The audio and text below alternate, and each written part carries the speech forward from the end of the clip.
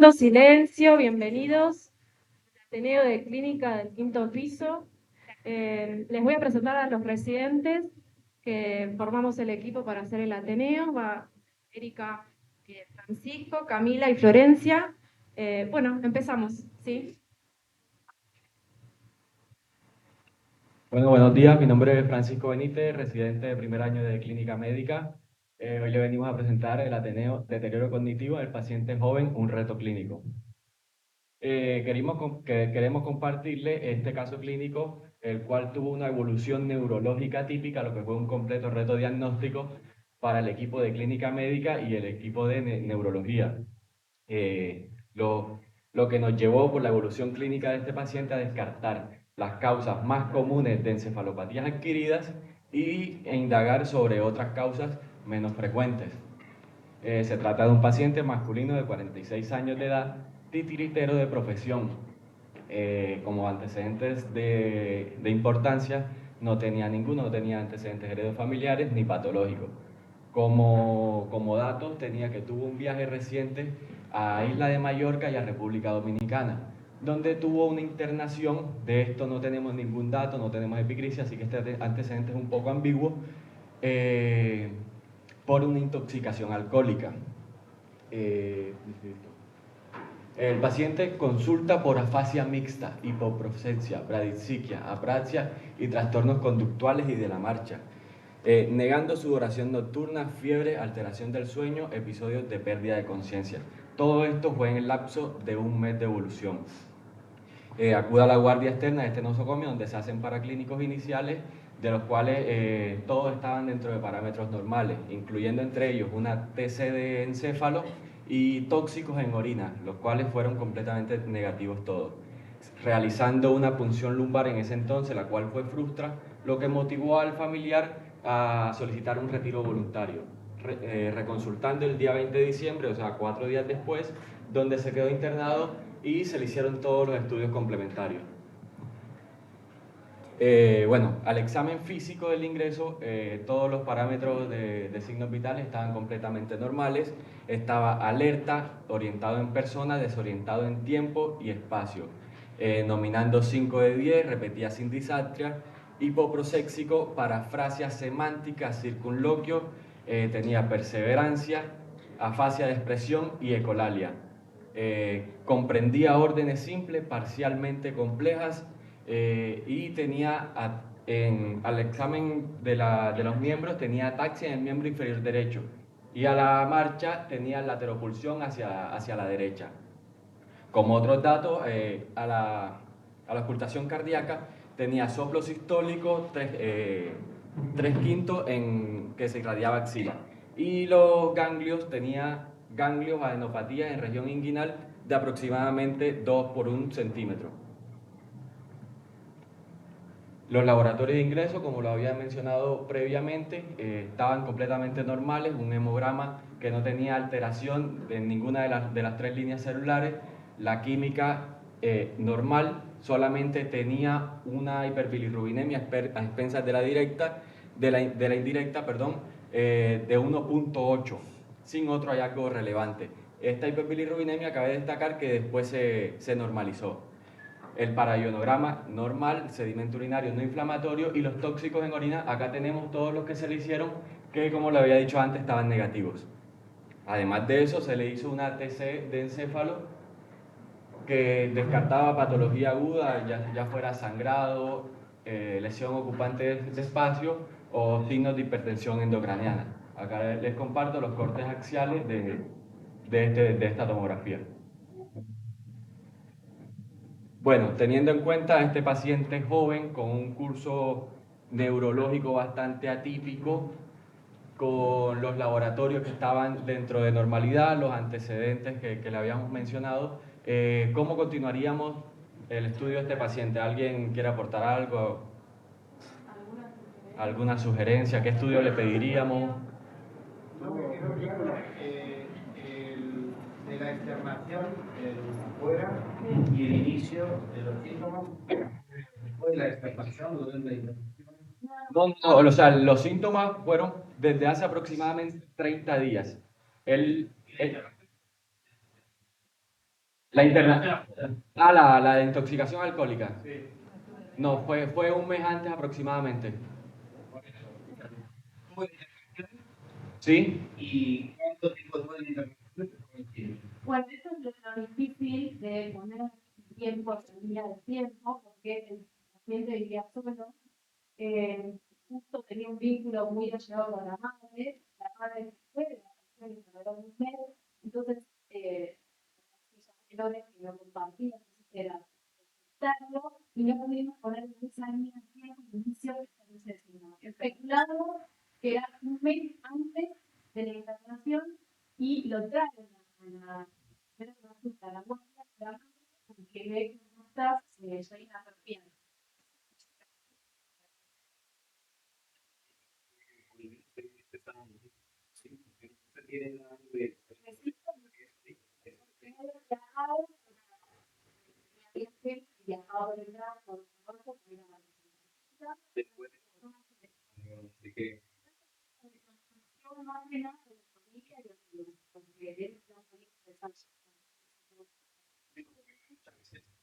Pueden ir en el juego de información, porque esto no está.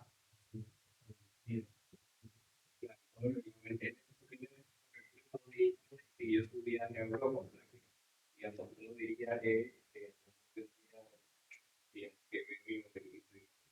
antecedentes de alimentación con el que pasó, porque no según lo que me tiene familiar.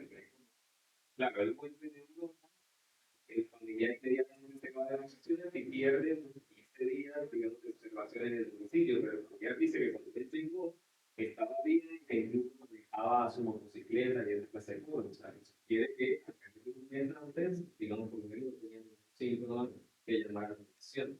¿Y el estado nutricional? Sí, estaba normonutrido.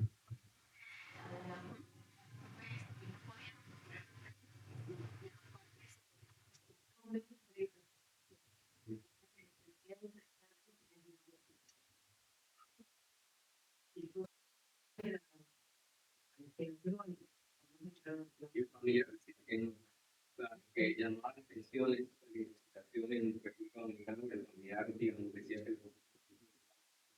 desde el momento y de no de vivir eso, no creo que no te acompañe en investigación. ¿Qué hacía ya?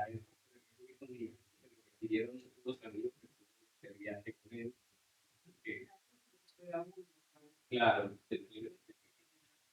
Y lado, porque no era un presidente que no contaba con la familia, que no contaba a favor, él creció con una relación, dos hijos menores, pero no teníamos un vínculo directo contigo que él haya visto la progresión, el inicio real.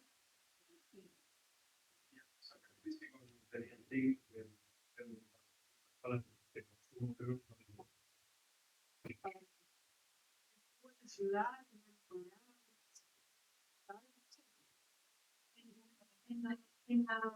España, la isla, no había mucha información, pero es desesperada. Antes, era medio sí, es pero es que no nos ayudaba.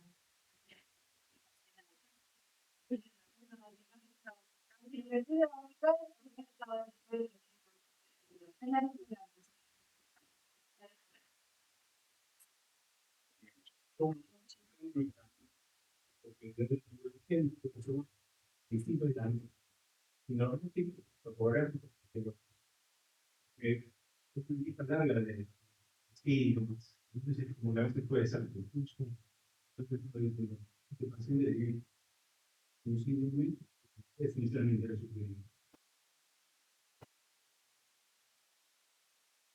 Que es la tendencia a ser un síndrome frontal, un síndrome posterior, si es un síndrome cerebeloso, si es un síndrome cardiaco. Ustedes también. O sea, en su momento se interpretó como un síndrome confusional y secundario a deterioro mental pues, de funciones superiores, de funciones superiores.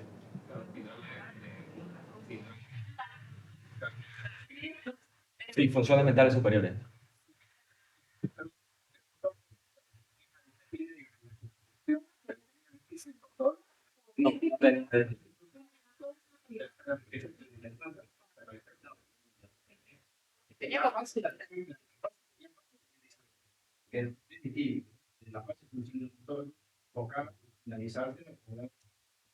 No, no, tenía afasia. Afasia, sí. Sí, afasia de expresión. Sí. O sea, repetía sin disartria y la afasia era de expresión.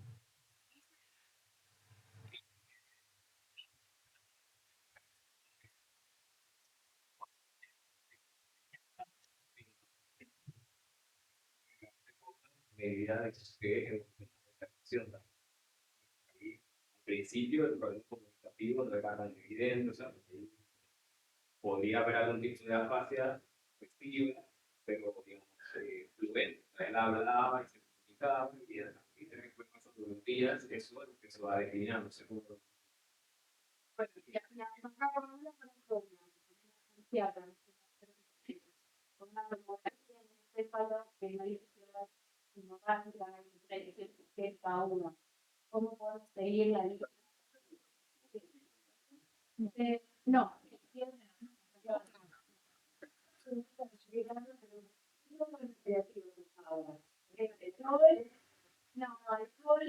Alcohol alcohol y marihuana.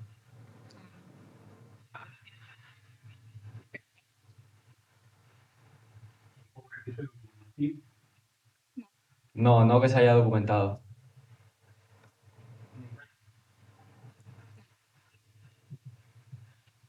Tenía descomposición de los movimientos finos a nivel motor, esa dismetría que mencionaron, y era una fase de expresión al ingreso. ya no te di cuenta en la diapositiva si decían que No, al ingreso no. Al ingreso no. Sí.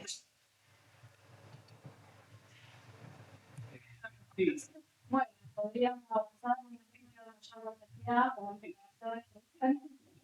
perfecto,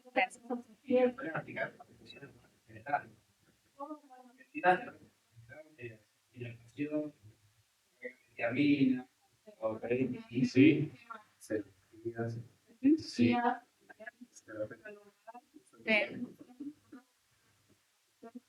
intento de que podemos nada más electro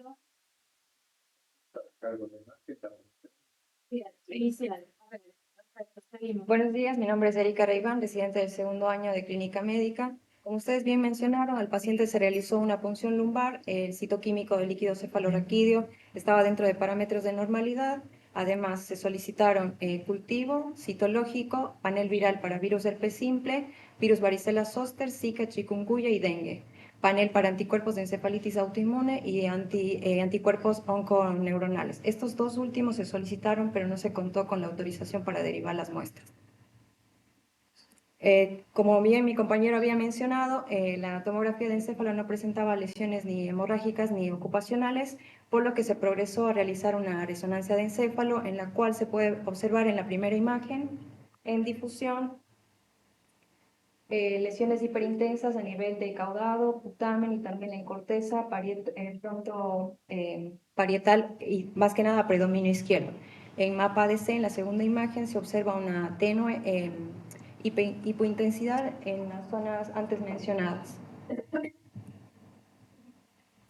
También en FLAIR y en T2 también se puede observar unas hiperintensidades a nivel de putamen y también de caudado. Se recibió el informe también de la resonancia de encéfalo, la cual informaba que estas imágenes eran compatibles con una encefalitis. Para complementar los estudios, al paciente se le solicitó un electroencefalograma, el cual invitamos a los compañeros neurólogos para que nos puedan describir el electroencefalograma. Ese es el primero. Por acá, digamos, no es lo más característico que nos llamó la atención del paciente, sin embargo, hay, digamos, si ustedes ven, donde dice, por ejemplo, en la última línea T6O2, digamos, uno lo que esperaría es que haya una frecuencia de al menos 8 Hz, ¿sí?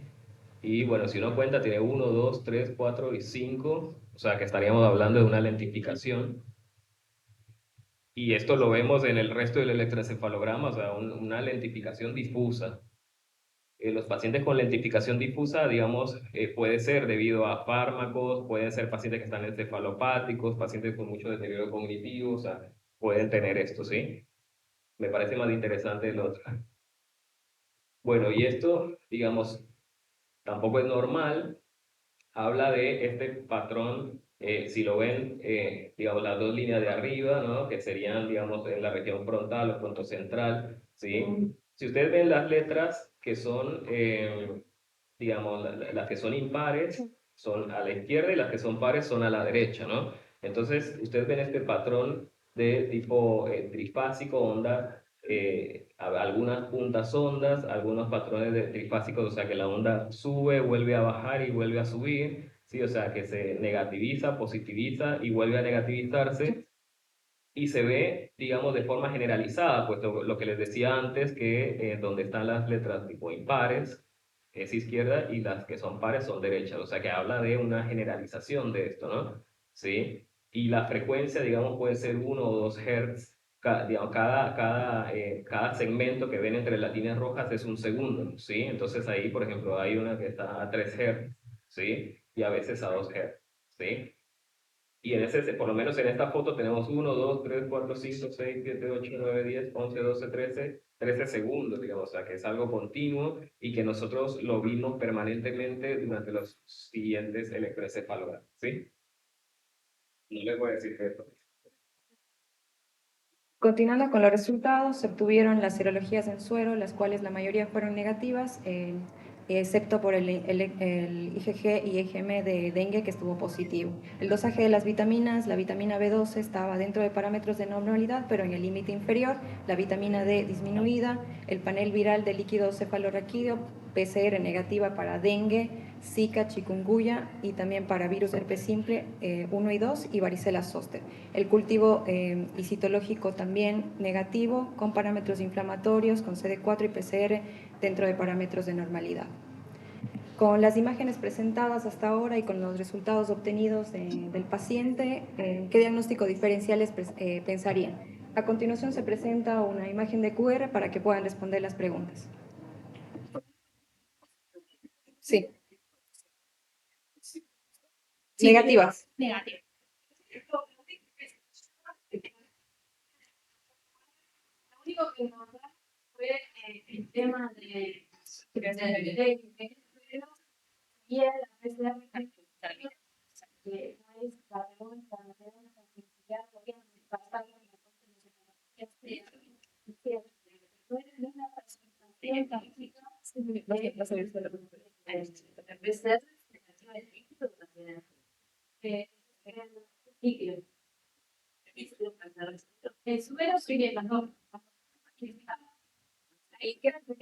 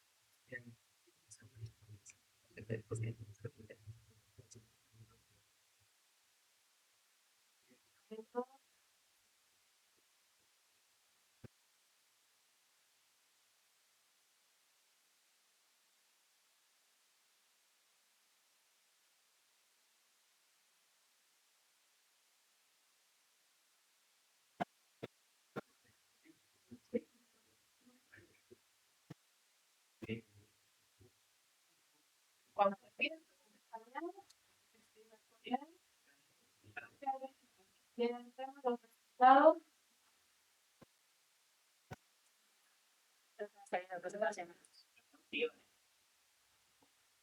Estás viendo el Facebook. Que te hace,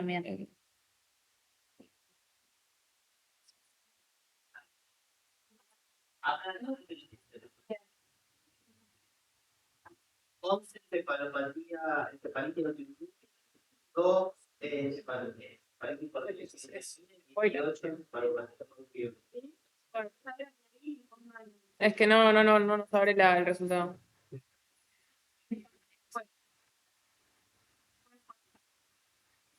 Si salís de la presentación y de la abril del paso. Sí, ahí estamos haciendo eso. Ah, Pero no hay que sé, salir no acá. sé. Hay que sacar la presentación. Pueden ver Bueno, les digo los resultados verbalmente. La mayoría votó encefalopatía por priones, en segundo lugar encefalitis autoinmune y en tercer lugar encefalitis por déficit de tiamina. creo que todos tienen la mayoría pensado en prión. La verdad, me llamó la atención eso. Dentro de los diagnósticos diferenciales que se pensó en el paciente y algunos de ellos se fueron descartando, tenemos las tóxico-metabólicas como la encefalopatía hepática y urémica. Como se había mencionado, en el laboratorio no presentaba alteración a nivel de hepatograma ni tampoco de función renal. El déficit de vitamina B12, si bien estaba dentro de parámetros de normalidad, estaba disminuido. También se descartó patologías infecciosas como encefalitis herpética, HIV, neurosífilis y dengue. Las autoinmunes, la encefalitis, esta fue una de las principales sospechas que se tuvo con el paciente, ya que la clínica es bastante similar, sin embargo se necesitaba de las serologías, de los anticuerpos positivos en líquido cefalorraquídeo y en suero, pero no se pudieron obtener.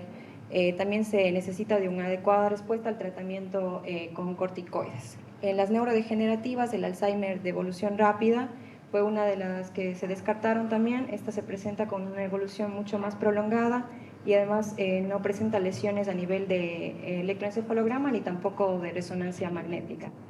La demencia frontotemporal, esta se presenta con sintomatología mucho más focal, tanto puede ser como de lenguaje o de comportamiento, y se observa en la resonancia de encéfalo atrofia a nivel frontotemporal. La encefalopatía por priones también era una patología a tener en cuenta, ya que se presentaron hallazgos en la resonancia y el electroencefalograma. Las paraneoplásicas, el paciente al examen físico presentó ganglios inguinales de aproximadamente 2 centímetros de diámetro, por lo cual se le realizaron tanto una ecografía testicular como una PAN-TC para descartar procesos neoplásicos. Continuando con la evolución del paciente, él ingresa el 20 de diciembre con la patología, con la clínica ya mencionada, se le realizó la tomografía, como se había mencionado, no presentaba hallazgos relevantes, se le realizó la punción lumbar, que se obtuvo el líquido normal, se enviaron muestras tanto para cultivo y para citológico. Con todo esto realizado, se realiza un tratamiento empírico con aciclovir, pero el paciente continuaba con la sintomatología, por lo cual el 23 de diciembre se realiza un electroencefalograma. Como había mencionado el doctor, presentaba un trazado desorganizado, ritmo delta y teta con lentificación difusa, ondas bifásicas y trifásicas. En la resonancia se había mencionado las hiperintensidades en caudado, putamen y también en la corteza parieto-occipital izquierda. Además, se recibió los resultados de la PCR de líquido cefalorraquídeo, negativo para virus herpes simple 1 y 2 y varicela zoster, por lo cual se suspende el tratamiento con aciclovir y se sospecha de una encefalitis autoinmune. Por lo que el 26 de diciembre se inicia pulsos con corticoides, con metilprednisolona por 5 días aproximadamente, y también reposición endovenosa de tiamina. Sin embargo, la clínica del paciente no mejora. Con las imágenes que habíamos presentado, con el electroencefalograma patológico, junto con el servicio de neurología, se sospechó en la encefalitis por priones. Por lo que el día 6 de enero se solicita una nueva punción lumbar para el estudio de la proteína 1433 y RT-QuIC, las cuales fueron derivadas al FLENI.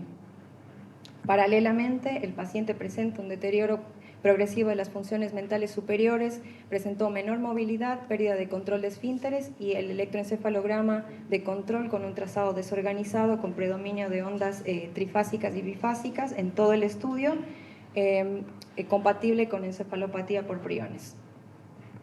El paciente evoluciona con una dificultad para deglución y mutismo y el 31 de enero se recibe el resultado de la proteína 14-TES3 que estaba positiva en líquido cefalorraquídeo.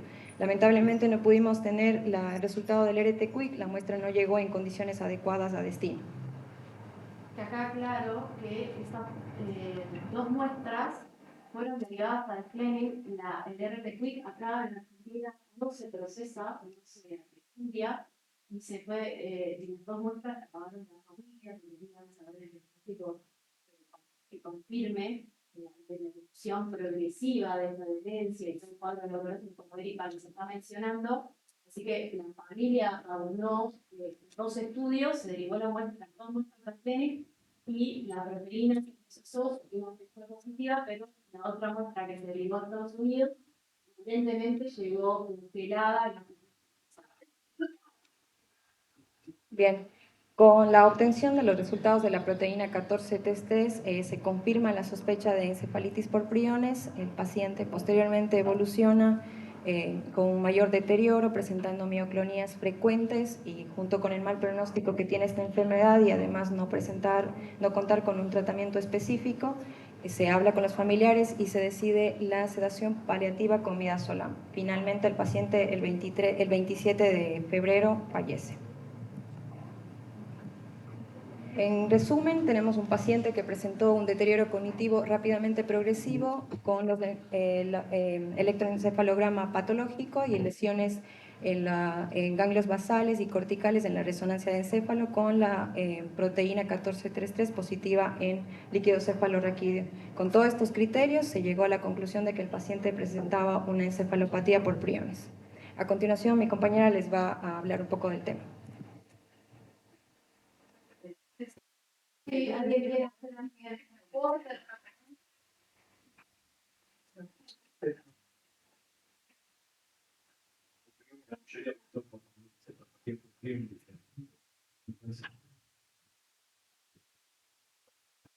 Pensar como un primer diagnóstico son muy infrecuentes.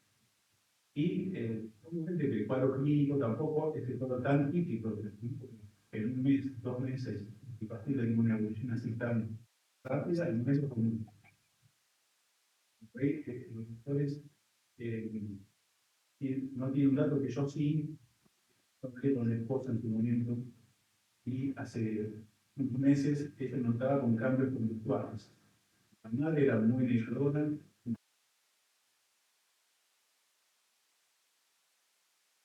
Y es un paciente que tuvimos que hacer una reconstrucción. Pero paciente que es joven, de 46 años, ingresa con deterioro de funciones mentales superiores, rápidamente un cuadro muy severo. Yo pensaría en otras cosas. Primero, hay que descartar inicio, nada de descartar, sí, un cuadro metabólico, cuadro tóxico. Después, una encefalitis autoinmune, pero le faltan cosas clínicas, como una crisis epiléptica. Y aparte, en los exámenes complementarios, la resonancia, tienen imágenes positivas en difusión. Eso significa que hay muerte celular, por lo menos que hay un edema citotóxico. Entonces, la parte está el cambio del avance, cabeza de caudado, del dictamen, y en la corteza. Por las clínicas, por las imágenes, uno ya va empezando a formar una sospecha. La enfermedad de Briones es una enfermedad de la sustancia gris. Lineales nucleoides de sustancia gris. La función lumbar tiene un leve aumento de las proteínas. No tiene células. Y cuando uno sospecha una encefalitis infecciosa, obviamente va a tener alguna reacción inmunológica del organismo para desarrollar un esteroide. En este caso, hay una cosa mínima de proteínas que uno puede decir. Otra cosa importante es el electroencefalograma. El electroencefalograma, como dijo el doctor, tiene lugares que generalmente pueden comenzar con unas lentas intermitentes, una desorganización del trazado, y después, con el de la enfermedad, se presentan unas agujas sindrómicas que se emiten desde los 2 hemisferios y a cierta frecuencia, con ciertos intervalos. se conocido.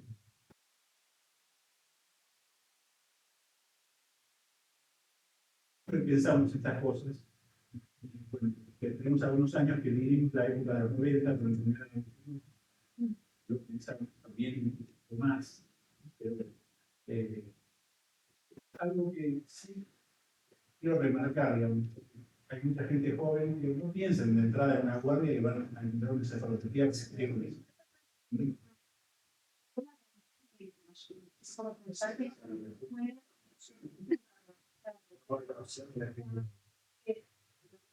Pero que como clínicos, y de eso precioso que claro, yo tenía todo el panel nuclear,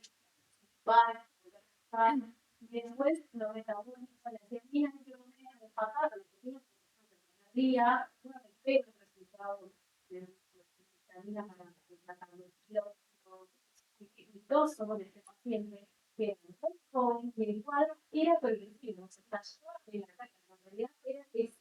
Entonces teníamos que ir haciendo sobre la marcha, tratamos de infección y fue como se hizo la infección psicológica, porque la progresión del cuadro en la inflamación fue brusca, fue agresiva, y por eso enfrentaba a una familia y a unos padres próximos, y nuevo, tenían un hijo que estaba perdiendo y lo veían la evolución.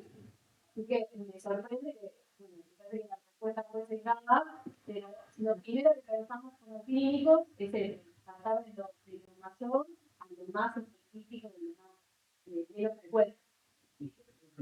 Estas enfermedades autoinmunes, antiguamente, dicen, bueno, hay algo contagioso que con todo el medio, bacterias, proteínas, todo los virus,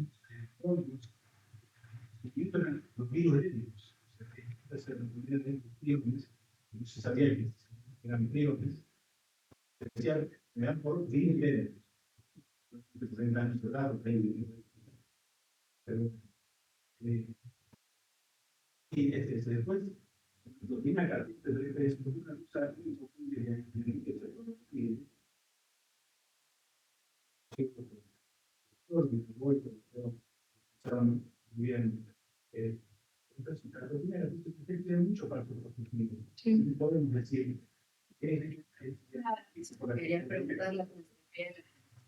El diagnóstico, la verdad que fue, la proteína fue como un accesorio, pero el paso único del diagnóstico de los pacientes fue la clínica, que también la pusimos, el electroencefalograma, que es un relativo con la meta, la segunda meta, y después con las ondas antifáticas, agresivas, fácticas, y la resonancia. Es eso, la proteína a ver, no se sorpresa, realmente, negra. ¿Sí? Este, acá no lo contábamos, pero bueno, esto fue la proteína, el proteína, más que nada, por la familia que necesitaba la certeza.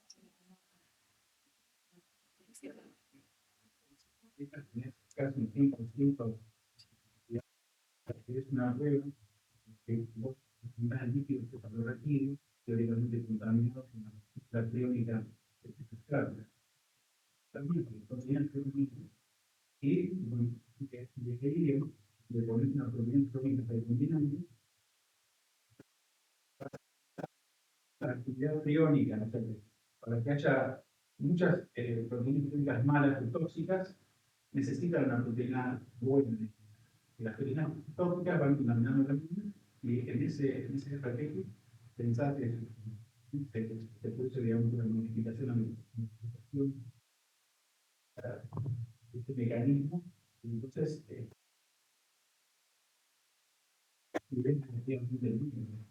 todos estudiamos con proteína 14-23, pero en nuestro año vimos que era positiva en el sector de los pulmones, en lesiones naturales, porque pero para un vivo, no tienen ligero, exámenes complementarios aportan, digamos, este diagnóstico. Obviamente que si tuviéramos tenido una autopsia, hubiéramos tenido claramente elementos posibles. Y la resonancia es asimétrica. Es asimétrica, pero en la visibilidad de la enfermedad puede hacerse bilateral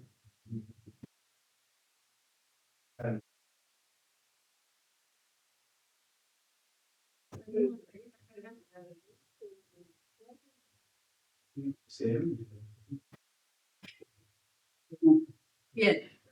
Sí, los médicos de hospitales. ¿Denunciaron la notificación? Cuando tuvieron a presentar el texto puso,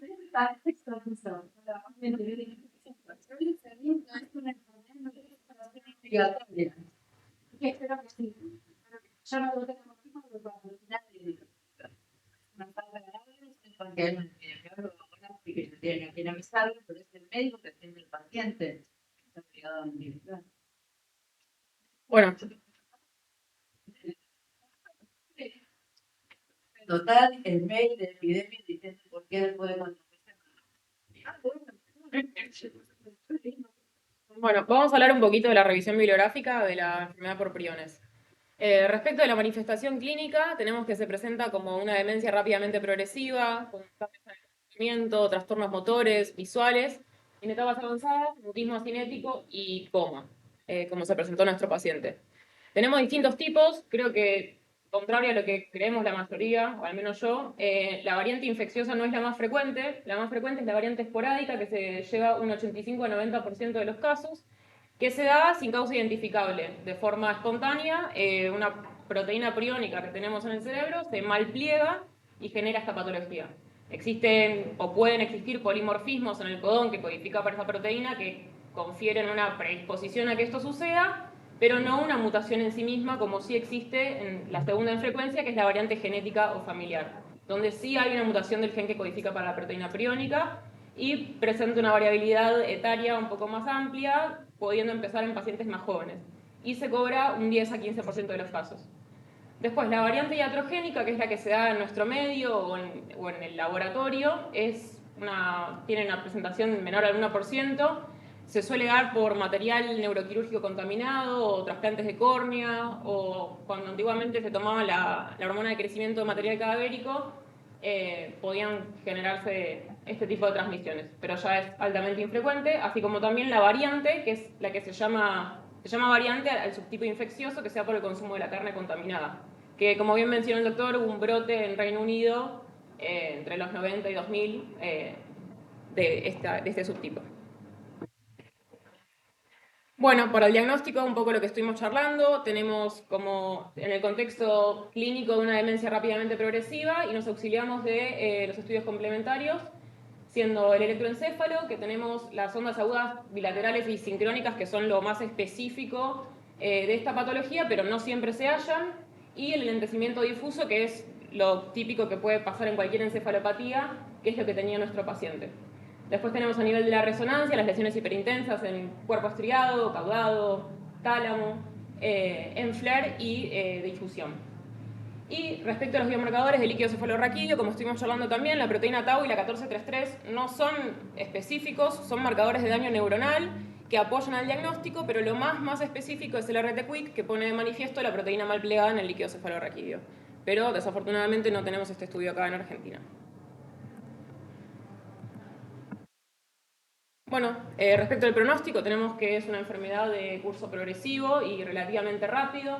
Tiene una esperanza de vida corta, de meses a año y medio, y no hay una cura, no hay un tratamiento específico. Lo que le podemos ofrecer al paciente es tratamiento de sostén y sintomático, hasta los cuidados paliativos, como hicimos con este paciente. Bueno, a continuación vamos a presentar algunos casos. Los primeros que voy a presentar son de orden internacional. El primero es un reporte de caso típico del año pasado en Colombia, de una mujer de 70 años que se presenta con una demencia rápidamente progresiva, tenía delirio paranoide, vértigo, trastornos de la marcha, mioclonías, con tendencia a mutismo y agregó posteriormente disfagia y pérdida del control de esfínteres. Respecto a los estudios complementarios, la tomografía de encéfalo era normal, la resonancia ponía de manifiesto lesiones hiperintensas en caudado, putamen, en la secuencia de FLAIR, la punción lumbar tenía el físico-químico normal, con positividad para la 1433, la tau y el RT-QuIC positivo. y en el electroencefalograma tenía descargas epileptiformes periódicas bilaterales. Básicamente, todo lo que dijimos recién lo tenía, sería un caso típico. La paciente progresa en el deterioro neurológico hasta requerir gastrostomía y traqueostomía, falleciendo con internación domiciliaria al año y medio del inicio de los síntomas. El segundo es un reporte de un caso un poco más atípico, también del año pasado, en Japón, un paciente de 72 años que se presenta con inestabilidad de la marcha de un año de evolución y agrega en los posteriores 4 años siguientes ataxia y deterioro cognitivo. En este caso, los estudios complementarios no revelaban mucho. La resonancia tenía hiperintensidad e indifusión, pero solo en tálamo. Se le habían hecho repetidas punciones lumbares, las cuales todas eran normales y eran negativas para la tau, para la 1433 y para el RT-QuIC. Y el electroencefalograma no tenía cambios sugestivos. Sin embargo, con la evolución de la enfermedad, el paciente agrega también lesiones a nivel cortical en la resonancia, aparte de las talámicas. Y ante la sospecha persistente de esta patología, se le hace un testeo genético que confirma que se trataba de una variante atípica del subtipo esporádico. El paciente portaba el polimorfismo del que habíamos charlado antes, que le confería mayor susceptibilidad a generar esta patología de la variante esporádica. Agregando además que tenía una variante atípica del plegamiento atípico de la proteína priónica, haciendo que la mayoría de los estudios complementarios fuesen negativos. Este paciente a los 5 años del inicio de los síntomas fallece por otra causa, con lo cual además tenemos una sobrevida mucho más alta a la esperada para esta patología, y se le realiza una autopsia, la cual reveló en la anatomía patológica cerebral cambios espongiformes a nivel del encéfalo, que son los típicos de esta patología, y la detección de la proteína priónica anormal en encéfalo. Así que bueno, este caso nos muestra que además de ser una patología de difícil diagnóstico ya de por sí, además puede haber presentaciones aún más atípicas. Los dejo con mi compañera que va a hablar de otros casos. Vale, quería ver un poco. Sí. Más atípico, porque no que una imagen Mm. o sea, que por ahí en el encefalograma, por ahí el 30% del paciente tiene una. De hecho, en la resonancia tampoco tenía modificaciones.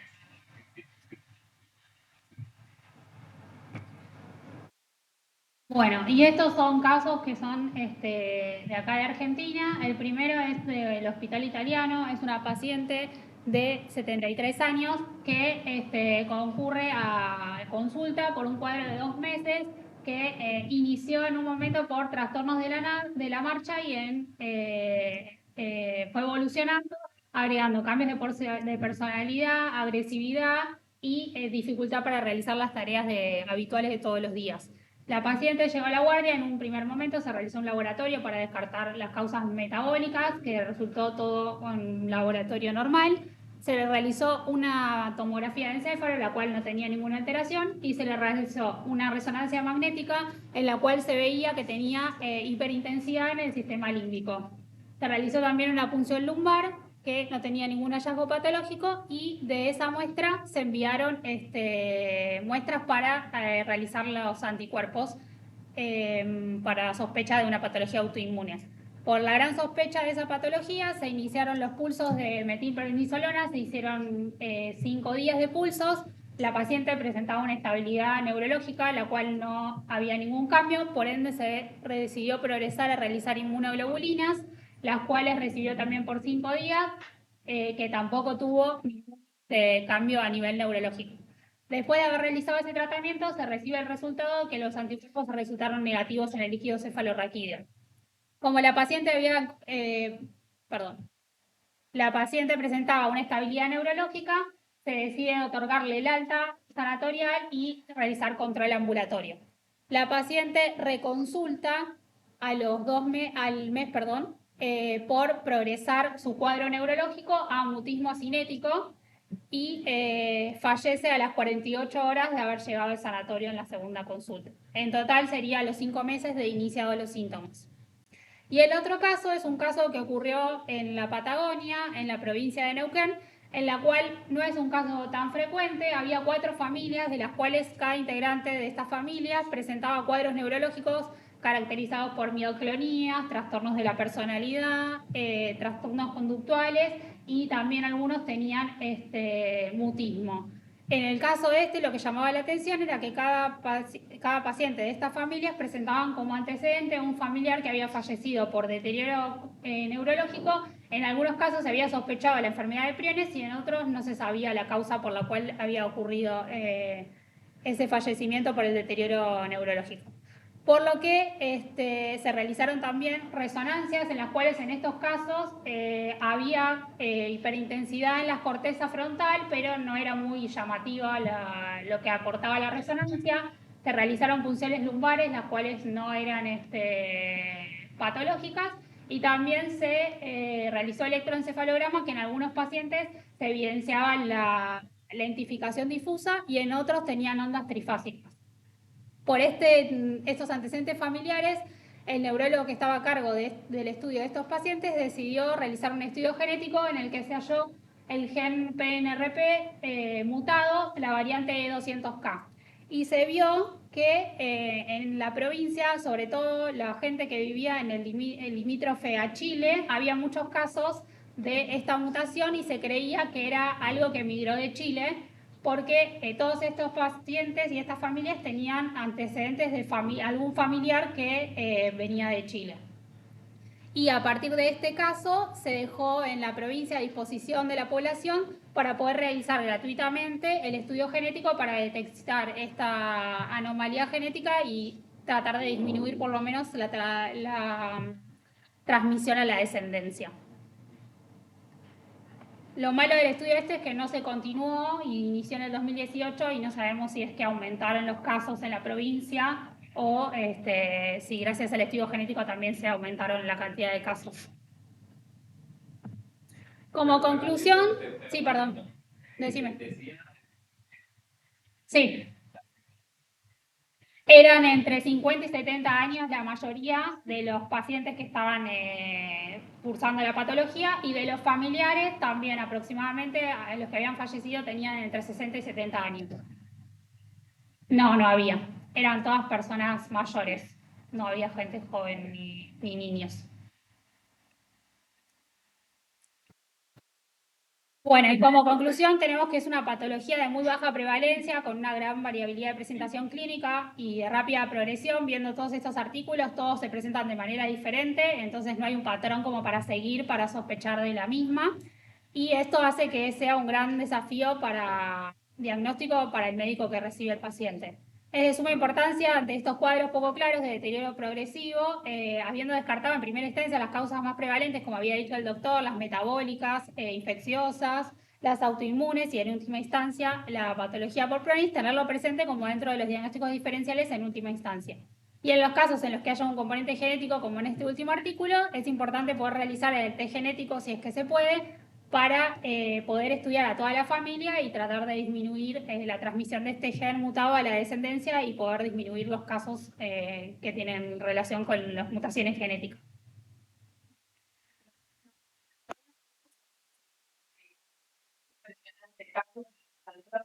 La actualización y ¿cómo fue su experiencia con la familia? Porque realmente yo me imagino en la situación. Fueron porque el paciente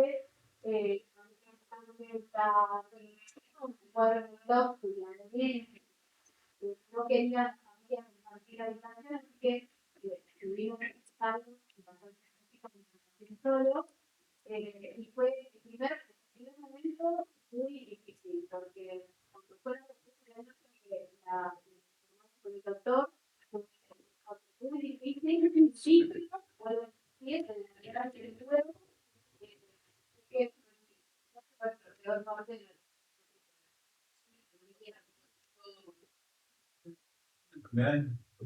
el tratamiento tiene para los casos de médicos de muchos tipos. Y hay distintas formas de tipo de clínicos y que tengan con el caribatinantes del tipo genética clínica. Y normalmente hay una enfermedad, una enfermedad común que es a veces ya no sucede, es una isla en Guinea, y la tribu, digamos, tenía como un ritual y comía en los cerebros de los mártires, de las mujeres y los niños. Entonces, esos pacientes tenían el cuadro con una enfermedad de un temblor bien cerebral. Que después, el valor del tiempo, es el cerebro cognitivo. El cuadro se está desnudo. Entonces, el sistema de si es el cerebro, el tributo, la visibilidad, puede ser el esporádico,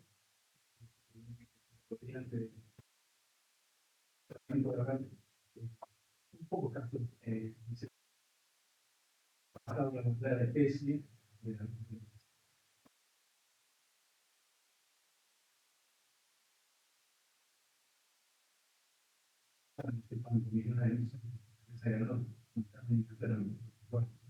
pero el caso de este fue investigado, se vio que sin resolverse exámenes, razonando bien y teniendo en función de empresa electoral,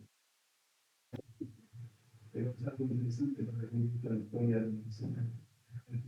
Es una gran cosa.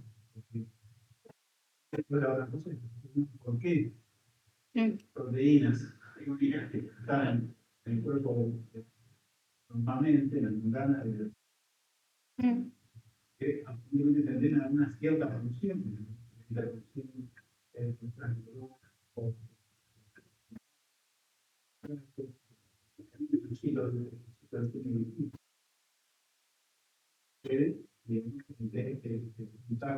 o una mutación está pegada de una manera, se pega de distintas maneras, con distintas ideas, y se acumulan en el estudio, pero no la por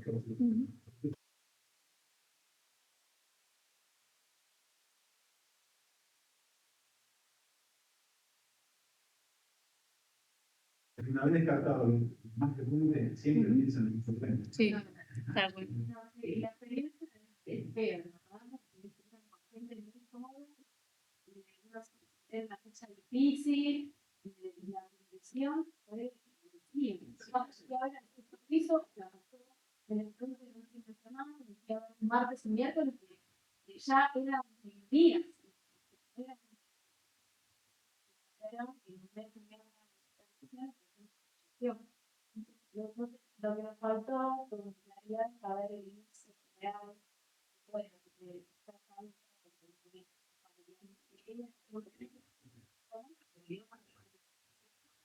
no, porque la presentación de que se transforma en el paciente fue fuera Un día que tengo 8 millones en la habitación. No podía.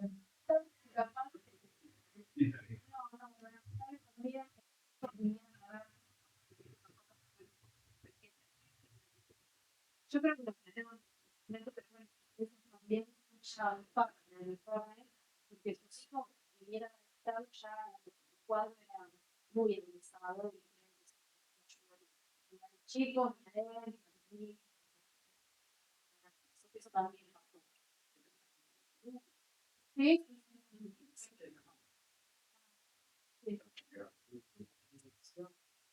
sí, sí. Algo muy interesante que ya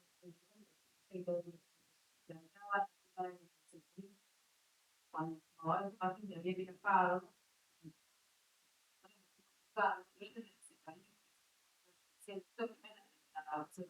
hemos estado buscando ver desde ese país y se nos parece entrevistado.